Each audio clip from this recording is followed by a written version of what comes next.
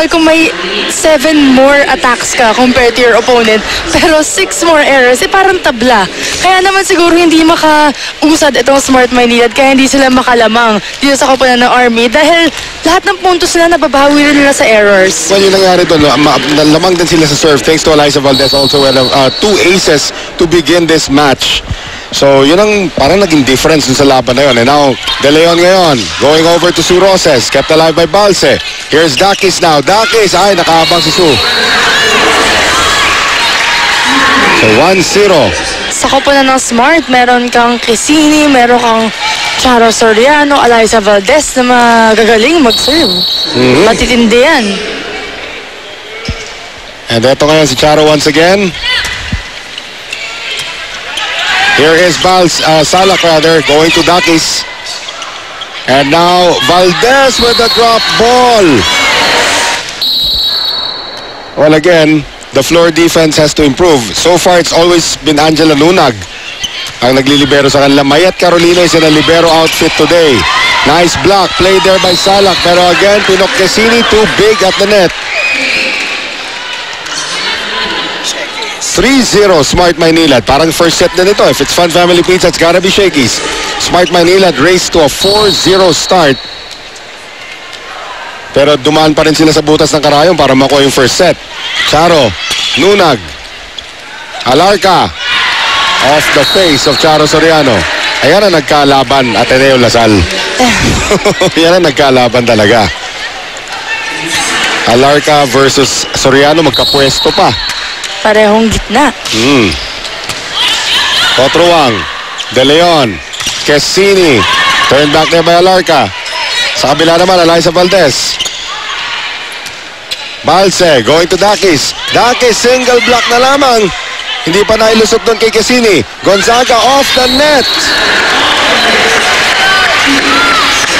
Thank you, Net. Yun na nga eh. Minsan talaga may halong swerte yung kahit na anong sport naman eh. Yes. 3-2. Highest pointers for the first set, Quezini Valdez for Smart. Tagilan.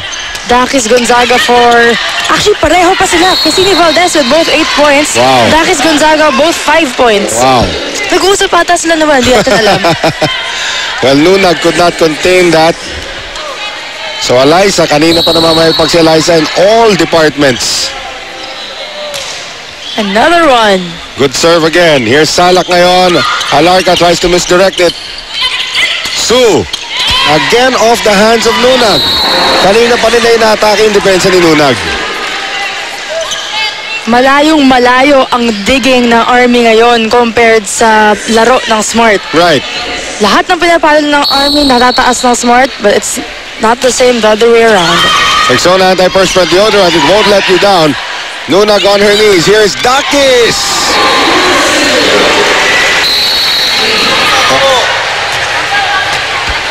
Only the finals MVP when the Army won in 2011. Did she win a championship with FEU? No. FEU's best place in the history of the Shakey's V-League was third. Oh. Dakis. Hoy, wala second ball. Binuhay ni Balse. Dakis tinawid. At yun na nga nangyari doon. Depensa ng Army was in the tatters that time. Atake kaagad dito si Pinok Quezini. Nagkagulo sa harapan. Si Quezini naman, kay tali-talina, tinarget ang likod. Right. Sue Roses. Axel is the official outfitter of the Shakey's V-League. 3-point lead now for Smart Maynilad. Nice block again by Quezini, and again no communication. No second ball coming. Si Quezini kanina pa namimiesta dyan sa mga palo-palo nitong Army. Look at this again. And Quezini bumuelo pa yung kanang kamay niya eh.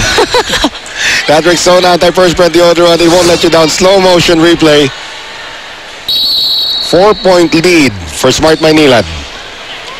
Nagkakagulo ang communication skills ng Army for this set. At that time, nailusot ni Balse kay Gohing yung kanyang tira sa likuran. Gohing was player of the game in the last match. In fact, ito isang fun fact na natuwa si Melissa Gohing na shinare ko sa kanya na isang araw.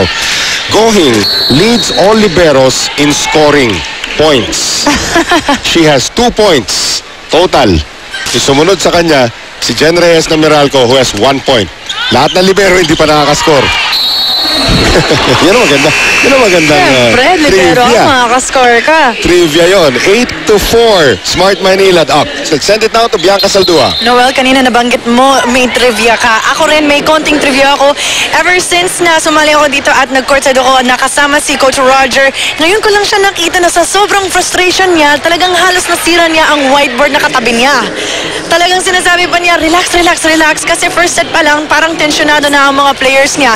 Pero kung siya naman ay frustrated, lalo na to naman si Coach Rico dahil sa talo sa first set. At ngayon parang hinahanap niya ang tapang at aggression ng Army team other than yung communication na sinabi niyo dahil sobrang lambot lang ang nakikita niya. Kaya balik sa inyo, Noel and Michelle. Well, yun na naman. Hulog na naman ang inabot doon. Nakakatawa yung mukha ni Coach Roger kanina. Parang alam niya pinag-uusapan natin siya eh. Naririnig ba niya? Hindi naman siguro. Wala naman tayong speakers dito. Eh, akala ko dito sa side na to. Pagtingin ko si Rico de Guzman yung sa side natin eh. So, 9-4 now after that drop ball galing kay Ruby De Leon. Cassini.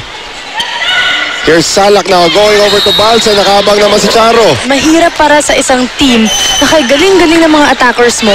Kung nabablock ka din, Noel, iba ang nagagawa yan sa self-confidence ng spiker. Kaya naman tignan mo, 3 or 4 blocks coming from Smart for only this set. Well, of course, Cassini and Charo Soriano taking turns. Cassini ngayon serving. Dakis, hirap talaga si Nunag pagdating sa malalakas na serve galing kay Cassini. Here's Ruby De Leon galing sa back row. Mintis si Eliza Valdez. So that is a rare error at least in this set para kay Eliza Valdez. Because as the official ball of the Shakey's V-League, palitan tayo ng tao. Gonzaga and Salak will sit. Here's Iratay and Nene Bautista will come in. Full front line na naman para dito sa kupunan ng Philippine Army. Iratay to serve. Here's De Leon going to Cotruang and Cotruang misses. No check ball coming. Kung yung nirereklamo parati ng Army, mga line call, nirereklamo naman ng Smart Maynila at puro check ball. Umangat kasi yung bola, pero sa palo lang talaga yun yung Cotruang. Here's Iratay once again. De Leon going to Cotruang. Cotruang off the block of Nene Bautista. Here's Bunag and Bunag will miss. So 11-6. 5 puntos pa rin po ang abante dito kupunan na Smart Maynilad. Again, mga errors na naman na nagiging problema rito. Juanita Cotruang. Off the net. And it is not played there by Iratay. At least 12-6. At least naman yung net natin, no? Parehong kupunan ng pinapaboran niya. Hindi lang Army, pati pa Smart. Oo. So ngayon, 6 na ang abante ng Smart Maynilad. Iratay. In the air ngayon para dito kay Bautista. Ilulusot sana kay Charo. Cotruang gets it across. Balse. Balse on the attack. Yun! 12-7 ang ating score. 12-7 in favor of Smart Maynilad. Here's Balse. Here is Cotruang. Iratay.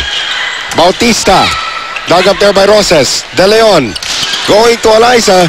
Ando si Dakis. Bunag. Sending it across. Bautista. De Leon. Iuhulog. Binuhay naman ni Bautista. Walang third ball coming. Parang feeling ko nagulat pa yung Army na nabuhay yung bola. Hindi ata nila ina-expect. But Johan Bunag. Dug up there by Cotruang. And Cotruang napatili. Kasi wala siya sa pwesto nun. Nagtataka si Charo, ano ba tinawag mong play, Ruby? Kasi mukhang running dapat para kay Charo yun, di ba?